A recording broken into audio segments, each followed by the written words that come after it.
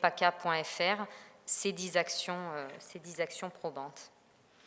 En revanche, vous verrez qu'on a identifié également des freins à la mise en œuvre du PRSE dans le cadre de ces 4 années d'exercice. C'est notamment le fait de mobiliser de nouveaux acteurs. Et vos acteurs, je sais, sont fortement ressortis dans un des ateliers de l'après-midi.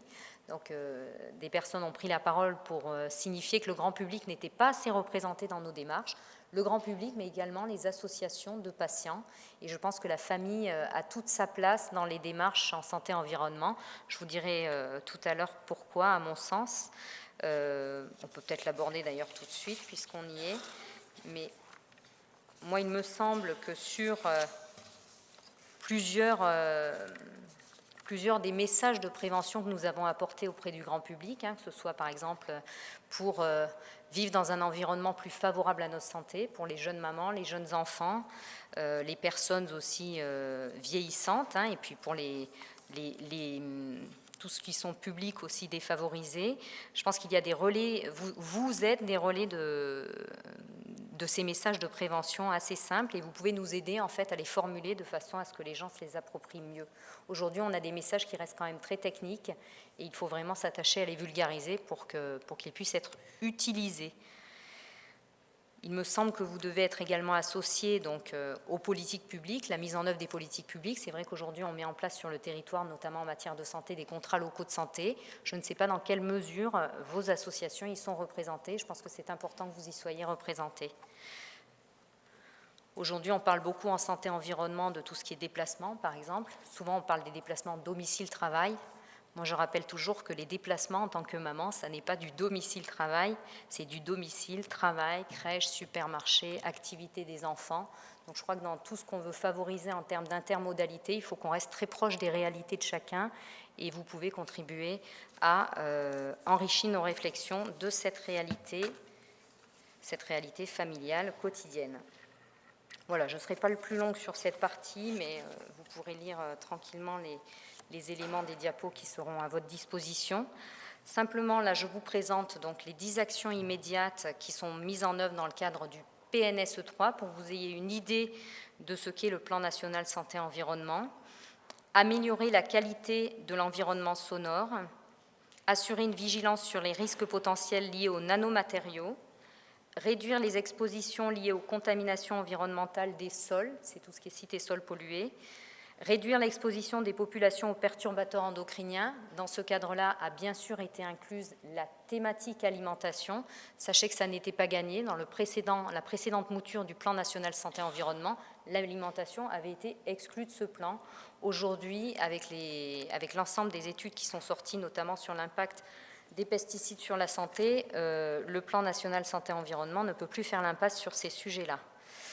Amélioration de la qualité de l'eau destinée à la consommation humaine, évaluation des risques de l'exposition aux ondes électromagnétiques avec tous les phénomènes d'hypersensibilité, prévenir les risques d'allergies liées au pollen, contrôler et restreindre progressivement l'usage des pesticides, mieux connaître et réduire l'exposition à l'amiante naturel, favoriser la nature en ville et créer des jardins thérapeutiques dans les établissements de soins. Donc je pense que ces thématiques sont suffisamment proches de chacun en termes citoyens pour que vous puissiez y retrouver des choses qui vous touchent dans votre quotidien. Donc la structure du plan national santé-environnement 3, il est en ligne sur le site du ministère, vous pouvez y avoir accès. Là, je vais passer très rapidement sur cette diapo, mais ce que vous devez retenir, c'est les 4 grandes parties de ce plan. Donc la première porte sur les enjeux de santé posés par les pathologies en lien avec l'environnement.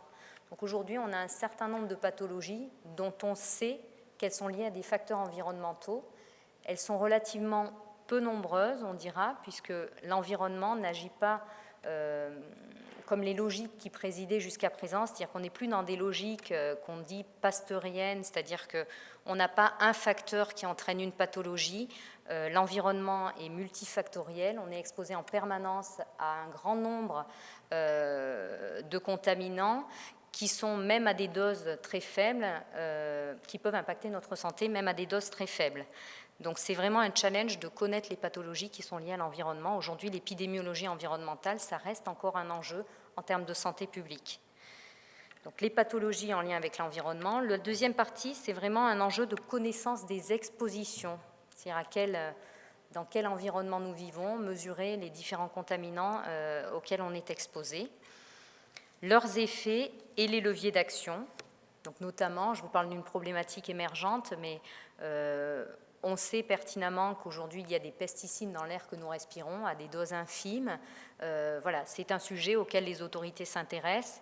Il faut, pour agir en matière de santé publique sur le domaine environnemental, bien connaître les déterminants environnementaux et la part respective des compartiments, c'est-à-dire est-ce que finalement notre exposition aux pesticides aujourd'hui, c'est lié uniquement à notre alimentation ou est-ce qu'il faut également réglementer les pesticides qu'il y a dans l'air ambiant? Voilà, c'est ce genre de questions auxquelles doivent répondre les enjeux de connaissance des expositions. Une troisième grande partie sur la recherche en santé-environnement. Et enfin, une dernière partie qui nous intéresse tous aujourd'hui, c'est renforcer la dynamique en santé-environnement dans les territoires. Vu du niveau national, les territoires, c'est à la fois le niveau régional et puis, de façon beaucoup plus locale, les collectivités territoriales ou bien les départements, les intercommunalités également, qui prennent une place de plus en plus importante dans la mise en œuvre des politiques publiques. Donc voilà, dans la mesure du possible, le PRSE s'appuiera sur les dispositifs et les dynamiques existantes dans les territoires pour aller mener ces consultations et mettre en œuvre un volet santé-environnement dans les politiques qui sont déjà mises en œuvre, que ce soit des contrats locaux de santé, des agendas 21, des ateliers santé-ville. Voilà, on peut s'appuyer sur tous ces dispositifs.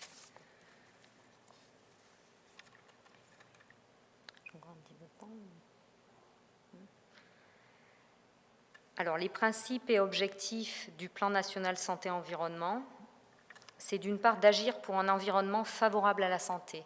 Ça, c'est important de le formuler comme ça parce que jusqu'à présent, la thématique santé-environnement apparaît comme anxiogène.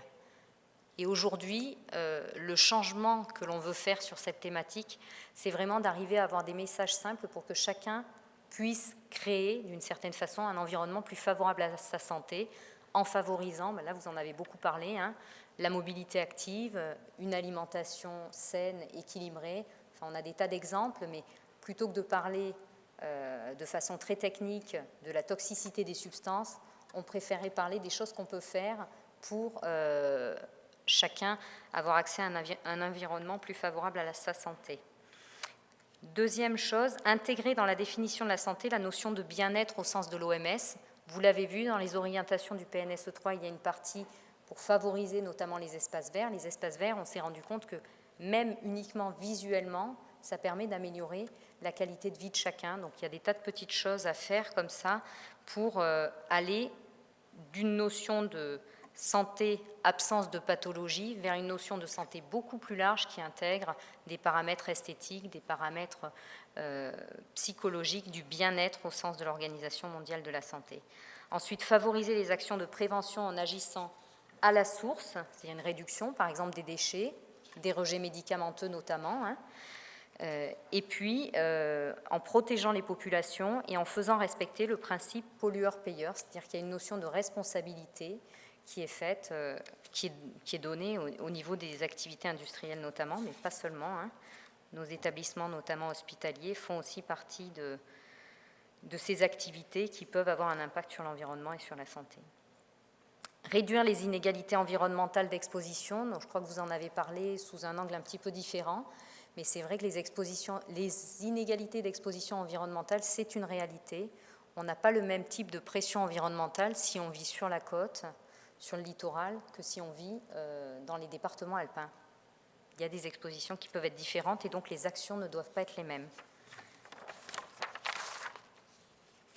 Enfin, donc le champ couvert par le PNSE 3, il reste très large, ce qui impliquera au moment de la consultation et de la construction de notre plan régional à nous, en région PACA, de forcément réduire les axes d'action. On ne pourra pas travailler sur l'ensemble du champ du PNSE 3, il faudra choisir des choses spécifiques à notre région, et puis d'autres régions travailleront sur d'autres sujets. L'intégration, donc je vous le disais, des contaminants alimentaires et des risques biologiques. Vous savez qu'en région PACA, on a des risques notamment liés à l'exposition à des vecteurs de maladies tropicales que sont, vous en avez entendu parler beaucoup cet été, le moustique tigre qui transmet la dengue et le chikungunya. Donc ça c'est quelque chose d'émergent. On s'attache à prévenir une épidémie sur ce genre de pathologie, mais ce sont des risques nouveaux pour lesquels il faut qu'on agisse. Et la place d'ailleurs sur ces sujets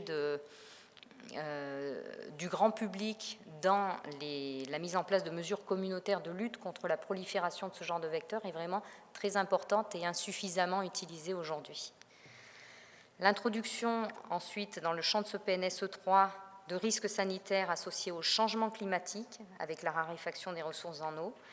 Et puis, toujours, donc ça c'est en filigrane depuis les 2 derniers plans, faire de la lutte contre les inégalités environnementales de santé une priorité.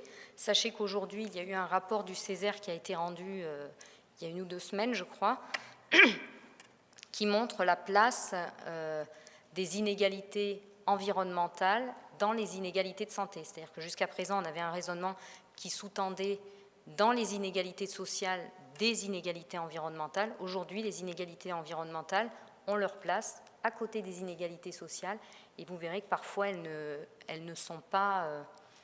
varient pas dans le même sens. Je vous prends un exemple tout simple.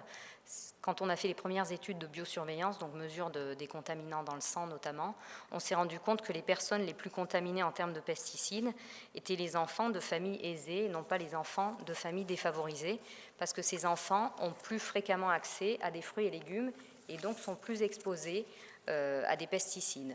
Ça va être pareil pour la qualité de l'air. On s'est rendu compte, par exemple, que dans une ville comme Strasbourg, les quartiers de la périphérie, qui sont finalement les quartiers où on a des populations plutôt favorisées, sont les quartiers les plus exposés en termes de pollution atmosphérique. Donc il ne faut pas faire ce raccourci systématique de population défavorisée, population les plus exposées. En général, les plus défavorisés sont aussi très exposés, mais ça ne varie pas toujours dans ce sens-là. Je vais passer la parole à Virginie pour nous présenter le forum, enfin les ateliers qui ont eu lieu l'après-midi du forum et qui ont démarré l'élaboration du PRSE3.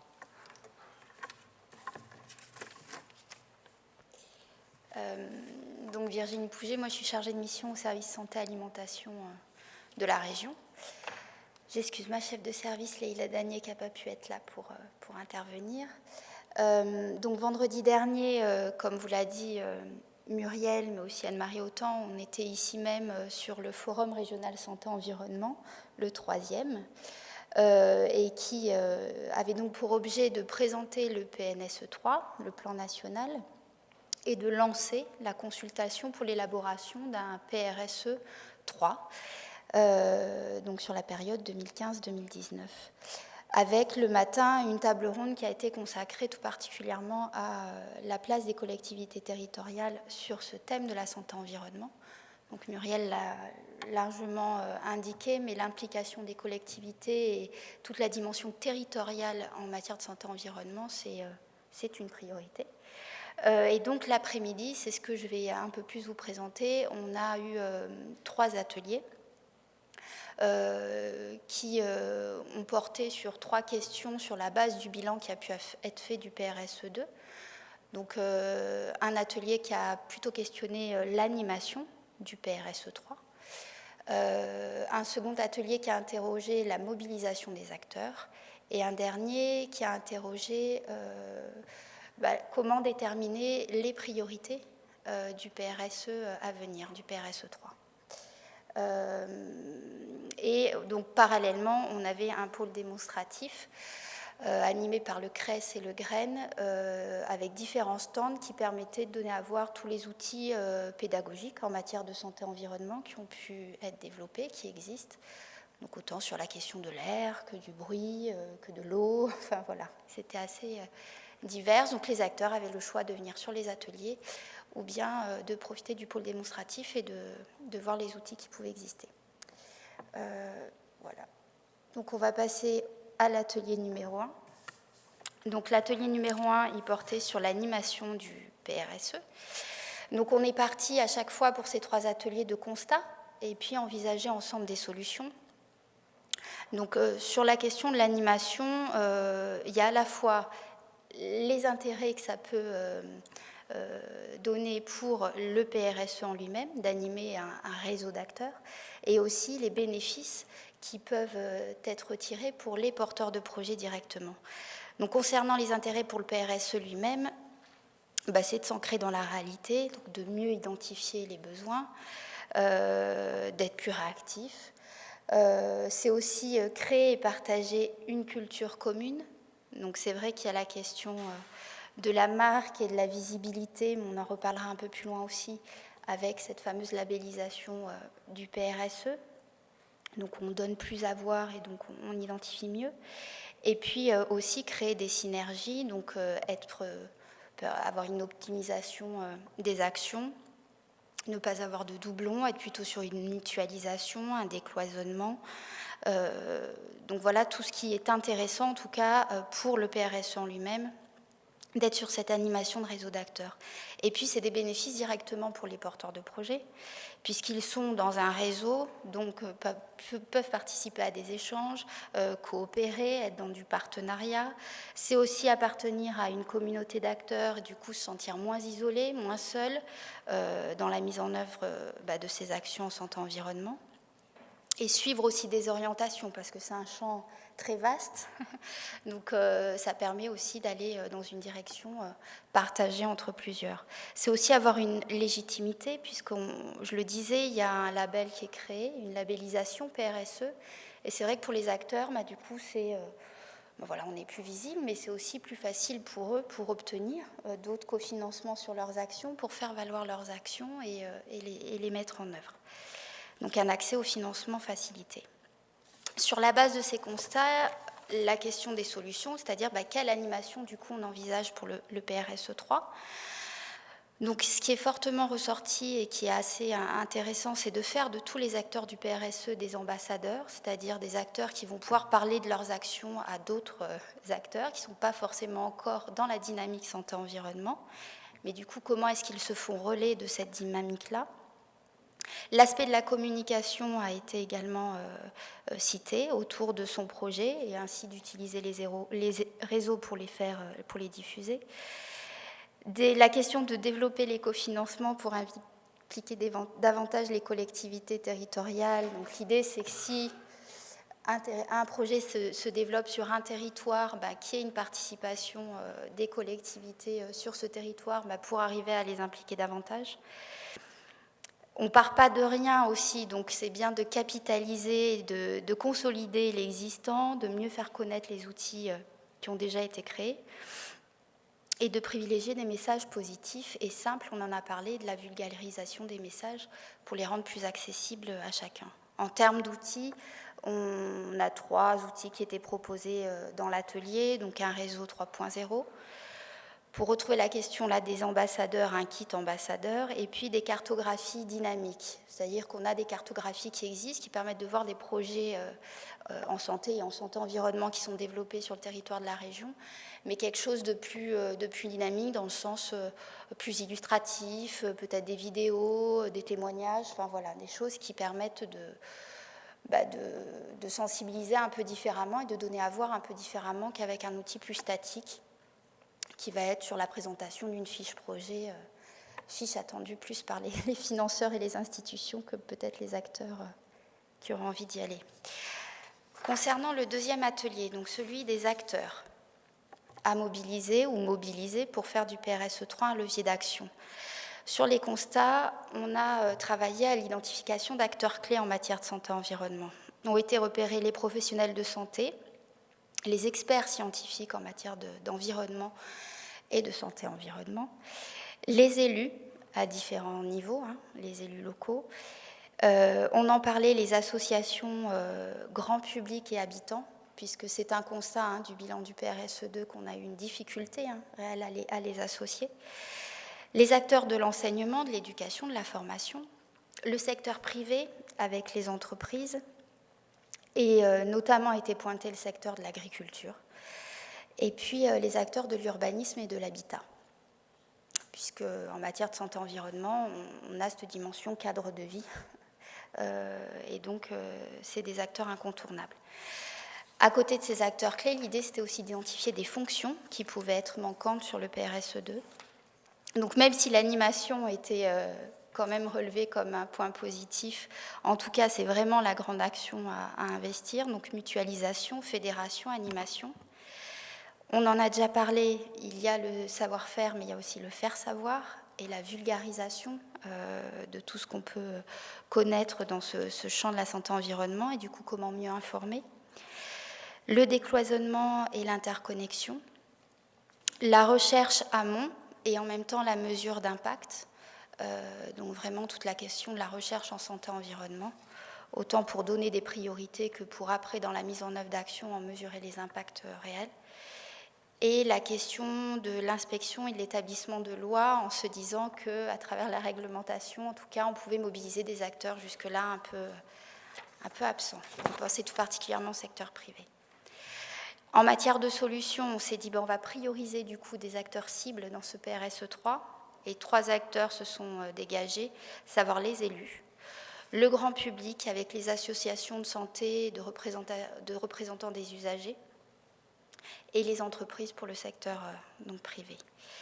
Les moyens de les atteindre et de les convaincre, c'est-à-dire comment faire pour qu'ils nous rejoignent dans cette dynamique, donc mieux communiquer, encore cette question de la communication de manière plus précise avec des nouveaux relais, intégrer la question des incitations financières, on rejoint un peu la réglementation, donc avec le système bonus-malus, et d'utiliser une démarche plus participative, c'est-à-dire qu'aujourd'hui on est sur des appels à projets avec un cadre, c'est précis, et certains acteurs allaient jusqu'à l'idée de tendre vers des appels à initiative beaucoup plus souples et peut-être plus ancrés sur les territoires et les réalités. Et puis, on a quand même ciblé aussi la jeunesse. Il faut savoir que le Conseil régional des jeunes a participé à toute la journée et a été assez actif. Donc voilà, la question de la jeunesse aussi à intégrer dans la dynamique. Le dernier atelier, je serai rapide, sur les priorités. Comment les déterminer? Donc, concernant les constats, ça a été de se dire, voir avantages et inconvénients à définir des priorités dans le cadre du PRSE3. Les avantages, c'est pour plus d'efficacité, une efficience, une rationalisation aussi dans ce qu'on va pouvoir décliner et mettre en place en termes d'action. C'est de la lisibilité, de la visibilité et pouvoir communiquer sur des priorités. Et puis, c'est la question de la responsabilité aussi. Néanmoins, les acteurs y voyaient des risques à choisir des priorités en se disant, du coup, ces sujets émergents qui peuvent apparaître peut-être sur les 4-5 ans, c'est ça, à venir du PRSE3, si on ne les a pas inclus en amont, ils n'auront peut-être pas de place. Risque de créer une exclusion territoriale, une frustration, parce qu'on ne prendrait pas en compte tout, et s'attacher seulement à des résultats. Du coup, des critères ont été dégagés à prendre en compte dans le choix des priorités. C'est l'approche territoriale, l'approche des inégalités environnementales, mais qui était déjà une priorité dans le PRSE2, et l'interprétation et la consultation des citoyens, en particulier des jeunes. Donc on voit toujours cette question du grand public à associer à la démarche. Du coup, voilà, en termes de solutions, 2 scénarios se dégageaient. Celui d'une approche territoriale avec un appel à projet territorial et du coup, au regard des inégalités environnementales, la définition de territoire prioritaire, ou en tout cas définir le territoire à travers les inégalités qu'on pouvait retrouver. Et le scénario 2, c'est de garder les appels à projet avec une prise en compte des spécificités locales. Et pour arriver à faire que tout le monde s'y retrouve, la possibilité sans doute de croiser ces 2 approches. Donc voilà ce qui est ressorti et qui est assez frais, parce que c'était vendredi dernier. Donc aujourd'hui, nos perspectives, c'est de réunir le groupement régional santé-environnement et de faire acter un certain nombre de choses et surtout de pouvoir aller poursuivre la consultation et du coup entrer vraiment dans l'élaboration du PRSE3 en allant sur les territoires et d'ici la fin de l'année avoir élaboré, validé un PRSE3 et pouvoir se lancer sur cette nouvelle perspective. Voilà ce qu'on peut vous en dire. Je pense que j'ai fait le tour. Merci beaucoup. Restez peut-être 2 minutes à la tribune. Est-ce qu'il y a des réactions, des questions sur ce Plan régional santé environnement, Madame Oui, Armando. juste, excusez-moi, j'ai perdu le plan là. Juste par rapport à d'autres champs comme l'agriculture, l'industrie, comment vous êtes en lien, comment vous les intéressez en tant qu'acteur, enfin, en tant qu'acteur à la fois, enfin, c'est ce qu'on entend en termes de pollution, de pesticides, et en tant que peut-être aussi acteur de santé, environnement. Enfin, est-ce que pour vous, est-ce que ce sont des partenaires ou alors ça se traite ailleurs et ça se recoupe que sur le plan national? Alors, ça se traite en partie au niveau du PRSE, mais pas seulement. Par exemple, sur les acteurs agricoles, c'est vrai que le plan éco-phyto, c'est le plan chapeau, on va dire, de ces sujets-là. Par contre, l'intérêt d'avoir le PRSE et d'avoir une articulation entre le PRSE et le plan éco-phyto, c'est vraiment d'injecter l'enjeu santé, qui n'est pas forcément présent de prime abord. Par exemple, je citais le sujet des pesticides dans l'air. On a démarré sur le PRSE avec clairement une demande de la part notamment de tous les systèmes de métrologie de l'environnement, de savoir est-ce que finalement les pesticides c'est une réalité dans l'air ou pas, est-ce qu'il y en a dans les villes, est-ce qu'il n'y en a que dans les zones agricoles. Donc on a proposé de mettre le pied à l'étrier, donner un petit financement et lancer le démarrage de l'Observatoire régional des pesticides dans l'air, donc qui est porté aujourd'hui par RPACA. Et après les premiers résultats, ce qui a été intéressant, c'est que les chambres d'agriculture se sont senties interpellées sur ce sujet. Bon, il y a eu aussi une discussion de ces résultats au sein du plan éco-phyto. Et aujourd'hui, ces acteurs qui n'étaient pas du tout des acteurs financeurs de ces systèmes de métrologie ont proposé pour certains justement d'être adhérents et de financer ces mesures pour qu'on puisse stabiliser les résultats et consolider en fait les données qu'on a. Ça, c'est une illustration. Pour les acteurs de l'entreprise notamment, on dit qu'ils sont insuffisamment présents parce qu'en fait la réglementation est quand même assez stricte en matière d'environnement, mine de rien en France. Il y a un contrôle qui est régulier de la part de l'ADREAL sur ces industries. Ceci dit, aujourd'hui en France, on a encore une approche de l'industrie qui est activité par activité, c'est-à-dire que le contrôle de ces industries se fait de façon isolée. Et l'intérêt d'avoir des approches santé par rapport aux approches industrielles de contrôle et d'inspection, c'est d'avoir une approche globale. Par exemple, sur la zone de l'étang de Berre, ça a conduit à vraiment considérer et modéliser de façon globale la pollution qu'il y a sur l'ensemble de l'étang.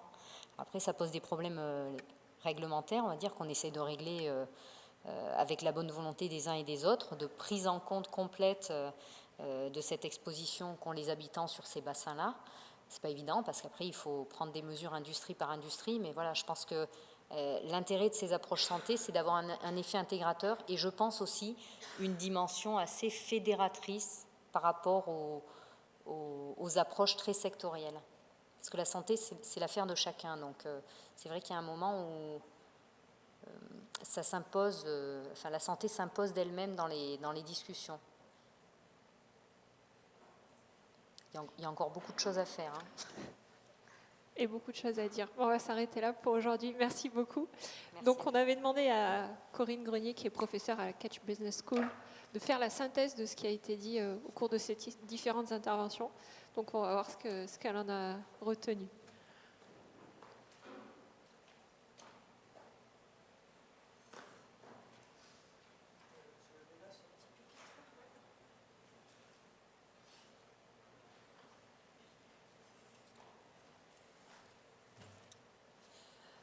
Bonsoir, en tout cas, bonsoir qui avait le courage de rester malgré la neige qui est annoncée, je crois, qui tombe.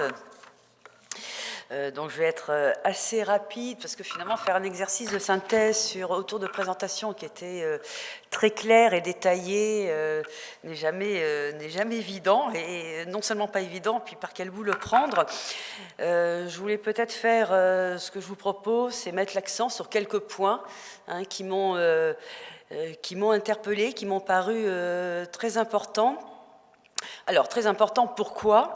On est ici, on a beaucoup parlé d'alimentation, hein, finalement, mais qui est un mode d'intervention en faveur de la réduction des inégalités sociales de santé ou en faveur de la prévention visant à, etc., qui est intéressant en soi, qui est particulier, qui rencontre d'autres types d'interventions. Hein. Donc, l'alimentation est un beau sujet pour cela, et je vais le dire. Et à partir de ça, je voulais un peu attirer l'attention sur quelques points, ou piocher dans ce qui a été dit autour de quelques points sur l'importance de soutenir sur du très long terme, hein, on l'a vu avec l'exemple de Mont-Saint-Artoux, hein, ce sont des choses qui se développent sur du très long terme, à la fois des expérimentations, mais puisqu'on procède beaucoup par expérimentation, par intervention, etc. Mais au-delà de l'expérimentation, c'est la question de la pérennisation et de la diffusion de ces interventions, ou au-delà de ces interventions, de ces logiques d'action. À effectivement intervenir, comme ça a été dit juste à la fin, intervenir en santé, mais dans une vision très large de la santé. Alors, effectivement, pourquoi c'est compliqué bien souvent d'envisager la pérennisation, la diffusion de toutes ces interventions, à la fois de manière horizontale, hein, le fait que, par exemple, ce qui nous a été, et on commence à le voir avec l'expérimentation ou l'intervention en petits courses, hein, qui va commencer à se disséminer dans différents lieux. C'est très compliqué parce que ces interventions, elles ont un certain nombre de caractéristiques, hein, qu'on retrouve dans les interventions autour de l'alimentation qui ont été données. C'est qu'elles sont très pluridisciplinaires, pluriprofessionnelles, on va dire pluri-intersectorielles maintenant. Tout ça a à peu près la même idée. L'idée étant de regrouper un grand nombre d'acteurs associatifs, privés, lucratifs, publics, privés, locaux, nationaux. Enfin, on peut imaginer tous les cas de figure, mais on a une très très grande diversité d'acteurs. Or, c'est toute cette diversité d'acteurs qui, de plus en plus, ont besoin d'être convoqués si on veut intervenir effectivement en profondeur. Hein. Il a bien été question de changer des pratiques, changer des représentations, changer des habitudes, changer une culture, hein, autour de l'alimentation, par exemple, hein, qui était un peu le thème dominant de cet après-midi. Et tout ça, non seulement prend du temps, mais suppose de faire intervenir toute une diversité d'intervenants. Donc la première difficulté à pérenniser et à comprendre comment une expérimentation marche et à pérenniser, c'est mobiliser sans cesse et reproduire ce collectif d'acteurs qui, à un moment donné, a réussi à faire quelque chose, mais dont on aimerait qu'ils reproduisent les mêmes résultats sur d'autres lieux. On a aussi, ce sont aussi des démarches locales, participatives et de proximité. Alors sur ces démarches locales, participatives, ça interpelle beaucoup naturellement la formation. Alors pas seulement l'information, parce que l'information est toujours parfois un peu délicate. On délivre de l'information, c'est un peu une vision un peu ascendante ou un haut bas. Enfin, voilà, il y a un émetteur, un récepteur. On sait très bien que ça ne fonctionne plus de cette manière-là. C'est vraiment de la formation, en fait. Mais de la formation, évidemment, bien souvent, alors dans des lieux dédiés à ça, hein, mais comme par exemple un projet d'université des usagers en santé, ou les universités des citoyens aussi, hein, si on prend tout cet environnement qui intervient sur la prévention et les égalités sociales de santé, pas seulement les lieux habituels de formation. Mais aussi, ce sont des formations qui ont besoin de se faire durant l'expérimentation, durant la manière dont se font les choses. Et là, on peut retrouver un lien avec l'évaluation, qui a très peu été évoquée, hein, en tout cas cet après-midi, l'évaluation en tant que telle. Et l'évaluation est une manière, en fait, au fil de l'eau, hein, de repérer comment on fait les choses, pour essayer de comprendre pourquoi on les a faites ainsi, de comprendre bien souvent des caractéristiques contextuelles de territoires locaux qui a permis de faire d'une certaine manière une action, hein, et donc du coup de mieux envisager sa reproduction, sa diffusion. Hein. L'évaluation a bien souvent, alors toutes choses égales par ailleurs, et puis j'en suis sûre que vous les faites aussi dans ce sens-là, mais bien souvent un peu trop tendance à se centrer sur un résultat, hein, et d'ignorer beaucoup la dynamique processuelle, le processus de déroulement de quelque chose qui fait qu'on aboutit à un résultat, à quelque chose que l'on peut encaster. Ce qui fait que l'évaluation doit commencer dès le départ et que dès le montage d'une intervention, hein, elle doit être pensée en même temps, et que l'évaluation, même idéalement, puisqu'il y a toujours une évaluation, il y a toujours des critères d'évaluation, hein, même s'ils sont très qualitatifs, mais il y a des critères d'évaluation, des indicateurs, des critères d'évaluation. On peut même imaginer que on les conçoive aussi, on les construise aussi avec les acteurs, dès le départ, qui vont mener l'expérimentation. À la fois, c'est une manière de dire, ben, finalement, nous, on est là avec notre grande diversité, mais qu'est-ce qui nous intéresse dans cette expérimentation, hein, réellement? À travers les critères, on peut voir ce qui les intéresse, et donc ça permet comme ça de collecter des intérêts, de mettre ensemble des intérêts, alors pas forcément divergents, mais différents forcément. Et d'autre part, l'avantage est de les mobiliser, hein, au fur du temps, parce qu'ils vont être intéressés par ces indicateurs, donc intéressés par les mesurer au fil de l'eau, au fil de l'expérimentation. Et cette évaluation en continu permet aussi, on le voit bien, enfin même on le constate, même quand on est sur le terrain et qu'on le fait, de bien tenir compte du contexte, de ce fameux contexte dont je parlais tout à l'heure, qu'on ignore souvent, hein, qu'on a tendance un petit peu à ignorer lorsqu'il s'agit après de soutenir des expérimentations, de les diffuser, de les pérenniser. Qu'est-ce qui fait qu'à un moment donné, on a eu un contexte favorable et qu'il faut essayer de reproduire, alors pas forcément à l'identique, même d'ailleurs jamais à l'identique, hein, mais essayer d'en comprendre pour reproduire un certain nombre d'éléments pour pérenniser ou diffuser les interventions. C'est d'autant plus important que bien souvent une expérimentation, une première intervention, elle débute dans des conditions toujours plutôt favorables. Il y a un financement, hein, de la région, de l'ARS, d'une politique de la ville, d'autres partenaires d'ailleurs régionaux ou nationaux, peu importe. Il y a un financement. Il y a des acteurs qui se sont proposés d'aller sur l'expérimentation, donc il y a une mobilisation collective. Voilà, on a quelque chose de favorable.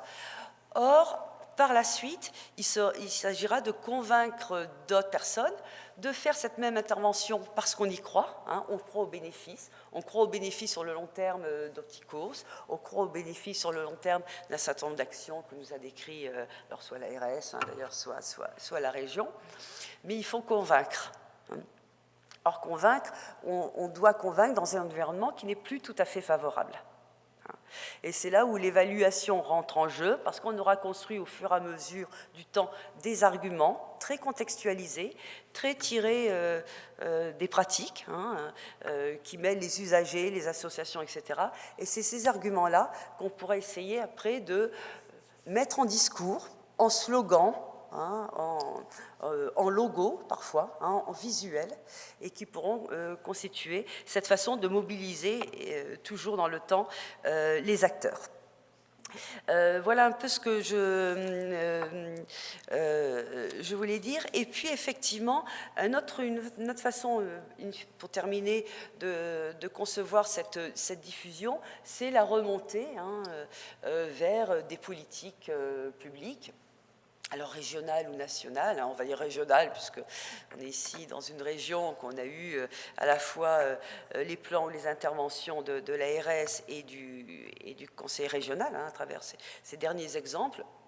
C'est effectivement comment peut-on faire remonter vers les plans pour que les choses vont, comme on dit, s'institutionnaliser, c'est-à-dire devenir un des éléments de la politique santé ou environnement, hein, ou santé environnementale, des différentes autorités ou agences ou collectivités publiques qui élaborent et qui se cadrent des politiques publiques.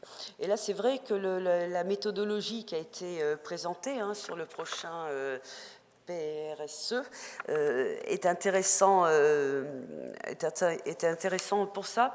Ce que je voulais revenir juste un point sur ces éléments-là, c'était sur l'approche territoriale. Hein. aussi au niveau de l'ARS, on décline beaucoup par territoire. Il y a une grande logique d'approche par le territoire, où le territoire serait ce levier, dont on attend d'ailleurs beaucoup de choses, et ça reste encore à évaluer. Beaucoup de travaux sont en cours, mais ça reste quand même à apprécier. Comment faire en sorte qu'un territoire soit une sorte d'espace favorable à mobiliser des acteurs ou à décliner des outils ou des actions de politique publique. Alors après, on parle beaucoup pour comprendre ce territoire, de diagnostic territorial. Il y a peut-être 2 points que je voudrais rajouter sur cet aspect de diagnostic territorial. À côté des diagnostics territoriaux habituels qu'on a l'habitude de faire, que vous connaissez, qui varient, enfin, la méthodologie est à peu près la même, et ça varie évidemment selon les domaines d'intervention.